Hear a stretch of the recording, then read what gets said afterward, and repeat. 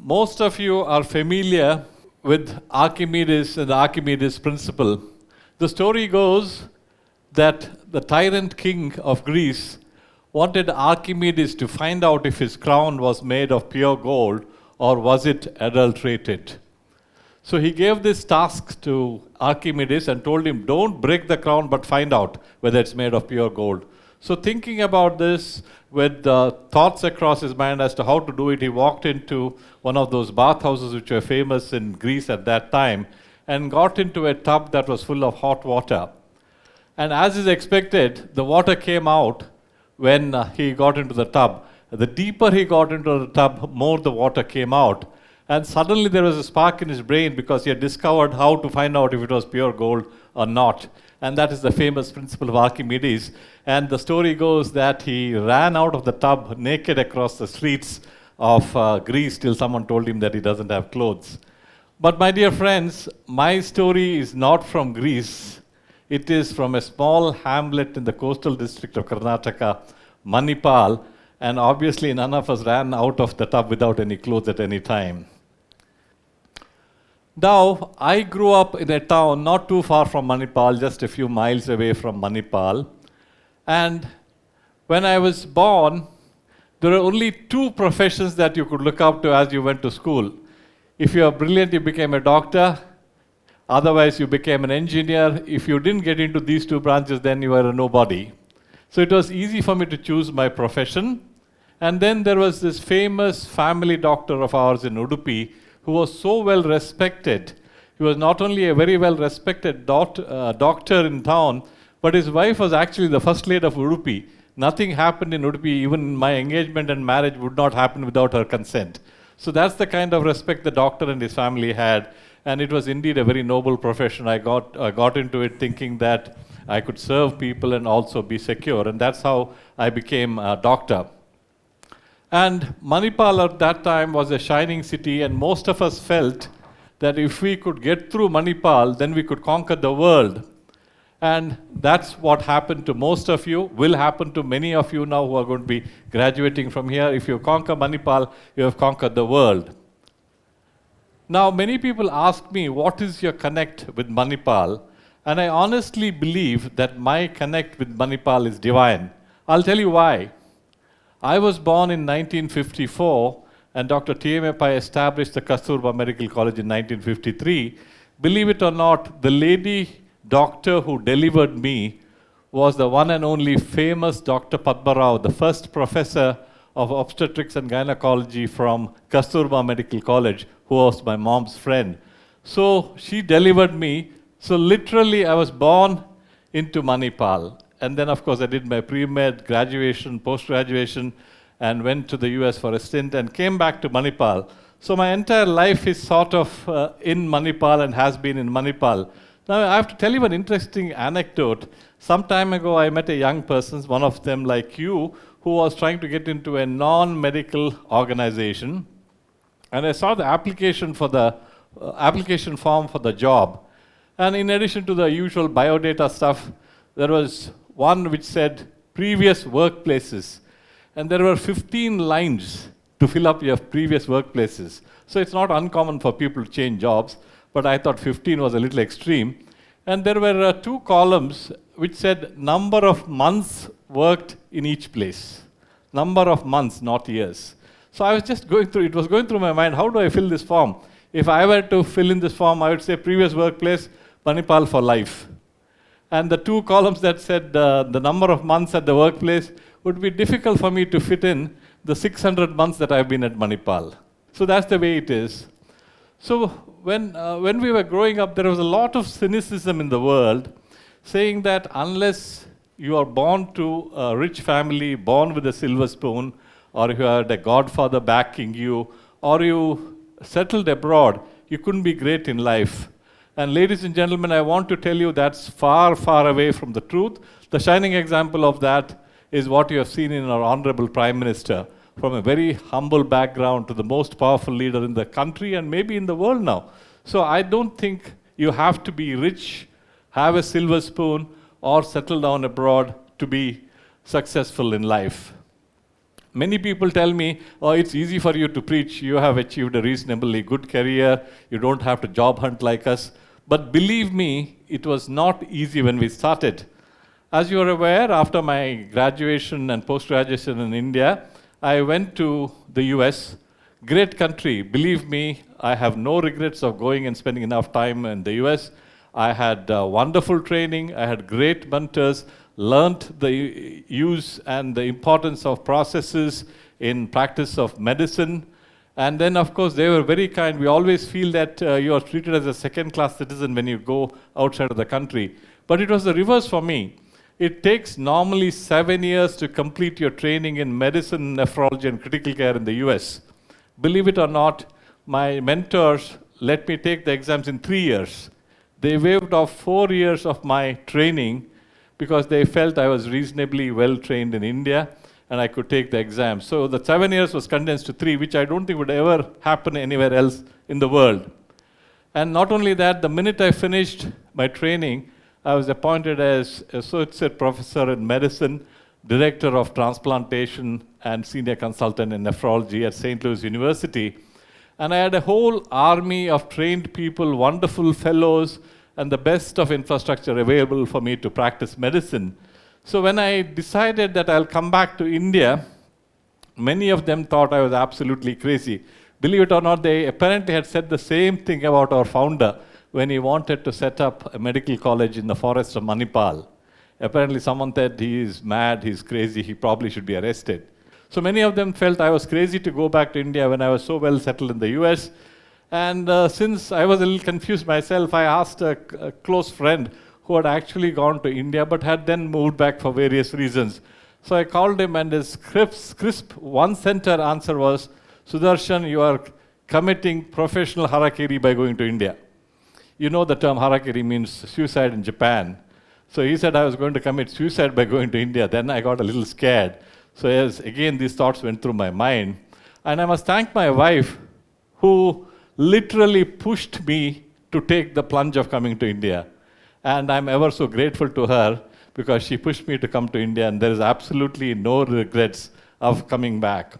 But what was important was I wanted my talent, my expertise, to help my people and serve my country. And that was the main reason why I wanted to come back. And of course, my wife goaded me and literally pushed me to come back too. So that's a different story.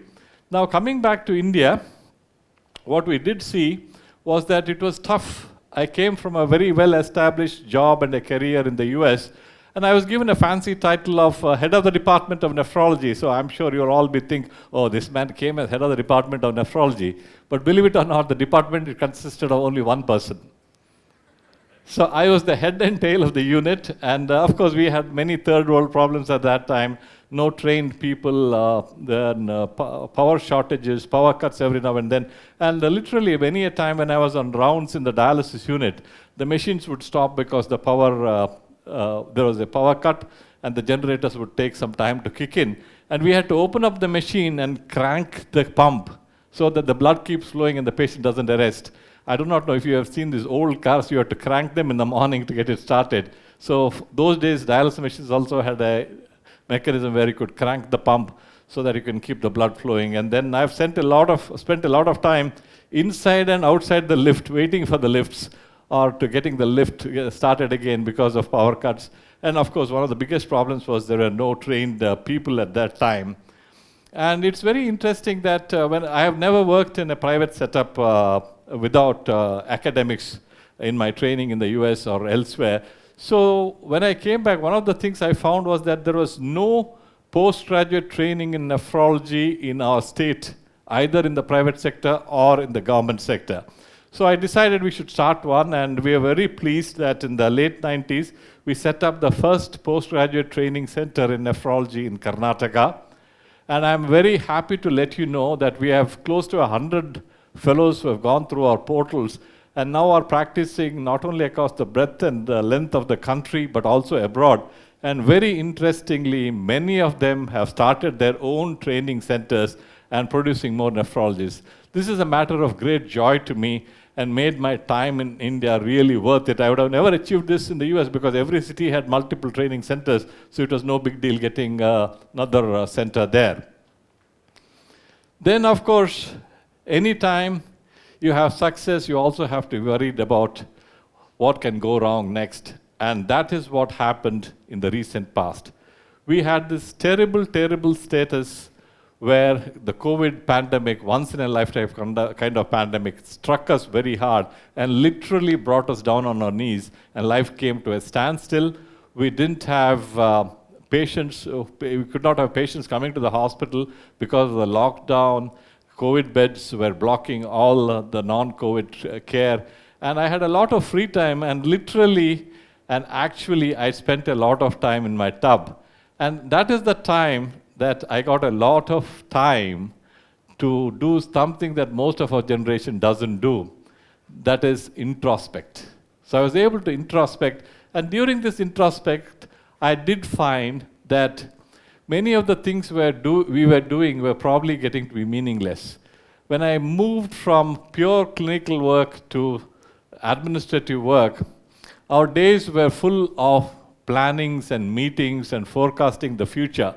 We would plan meetings to do more meetings. We had plans for daily plans, hourly plans, weekly plans, monthly plans, yearly plans, and sometimes 5-yearly plans. And COVID tsunami hit us all and completely washed away all our plans. And that's when I realized that many a plan that we make, that men and mice do, many a time go awry. And that's the time I decided that we would spend enough time on planning, but spend more time on actually doing it. And ladies and gentlemen, I sort of really like the tagline of Nike, just do it. If you don't do it, if you keep on planning, you'll spend all your time planning. As Lincoln once said, give me 6 hours to chop a tree, and I'll spend the first 4 hours sharpening the axe. And that's what is used to happen. But we need to change that. Not that planning is not important, but it is very, very important. But of course, there were many plus points of coming to India in addition to everything that I mentioned. We were a rare breed. Nephrologists were a very rare breed. There were 400 nephrologists in India. There were 800 nephrologists in India when I came to India with a population of 1 billion, whereas the US had 1,200 nephrologists of Indian origin. And Karnataka had only 8 nephrologists at that time. So we used to joke amongst ourselves that we are indeed a very rare breed, sought after doctors, 1 in a million kind of thing. The other thing that really sort of made a big difference to me in India, in addition to starting the teaching program, is also starting the transplant program in our hospital. The procedure of kidney transplant, for people who are not aware of it, is where you remove a kidney from a normal donor and transplant that into a patient with severe kidney failure, so that this kidney does the work of the normal kidneys which have failed. And this is graphically represented in those slides where you see the third kidney being transplanted into the pelvis of a person. So I had done about 1,000 transplants before I came to India, but believe me, when we did the first transplant in Manipal soon after I came back from the US, the whole OT, or the operating theater, operating room, burst out into celebration, dancing, singing, and we even distributed sweets outside of the OT. That kind of a joy you would never have, and we never had even the 1,000 transplants that I did in the US. Then, of course, by then, and a few years later, the government came up with a policy of considering brain death when the brain is severely, irreversibly damaged as death, and you could actually harvest organs from a beating heart donor. And we were very proud that in 1998, we performed the first cadaver transplant in the history of Karnataka. And not only did it become news in the state, it became national news. It was in every print and electronic media. The governor himself called me to congratulate me, and that led to the dawn of cadaver transplantation in the state of Karnataka. In addition to our achievement, there is also a very poignant story that I have to tell you about this transplant. You see this young lady, she's a medical student, 22 years old, who was traveling in a two-wheeler, was hit by a bus, and had a severe brain injury from which she would not recover, and she was transferred to Manipal Hospital. And to the credit of the parents, they decided to donate her organs, and both her kidneys were harvested, and we did the first kidney transplant in Manipal, and the second kidney was sent to another hospital. And I do sort of sincerely feel this lady has started the cadaver transplant in the state of Karnataka. My sincere gratitude to her and her parents for taking this noble cause. One of the silver linings of the COVID era was that it brought in the respect and the nobility back to the medical profession. Because we were taking a beating. One of the saddest things is the slow, sad demise of the sacred patient-doctor relationship that was happening over a period of time, and doctors were considered crooks, cheats, the devil himself, so on and so forth. But COVID, to a large extent, reversed that, and the nobility which had worn off is back now. People do think doctors are good, they're doing a good job, and I exhort all my fellow young medical students and doctors to keep up the tradition and serve the people and bring back the nobility back to the profession. That's certainly one of the silver linings of the COVID. When was my Eureka movement and my journey to Eureka? That is, Eureka is defined as a cry of joy or satisfaction when one finds or discovers something. And my journey is not encapsulated in a single moment, because this is not the pinnacle. My journey to Eureka continues with each new nephrologist that we add to the roster. So the Eureka moment for me is not a single moment, but it's a collection of events, and it's an ongoing process. Sometimes it is hard to see how much of a difference a single individual can make. If you ever feel unequal to the task ahead of you, I want you to look around. The ground upon which you stand was once infested with poisonous snakes, creepy crawlies, and even a man-eating tiger just a few decades ago. And this is a fact. My father at that time was a hunter. It was allowed, it was legal, and he was called to shoot a tiger that had become a man-eater, and he actually shot a tiger in Manipal, and it was taken around the city of Manipal and Udupi on a bus. So we really had tigers, and some of them were man-eating at that time. It took a man with a dream, Dr. TEDxMAHE, to transform this into a leading educational center. You can do more because you stand on the shoulders of some of the giants who have come from here. Graduates from this small town now chair boardrooms filled with Stanford and Harvard graduates. Without mentioning the long list of names, suffice it to say that this place has produced so many brilliant stars in the fields of medicine, science, software, innovation, entertainment, politics, education, and entrepreneurship. So perhaps it is less of a bathtub and more of a crown jewel now.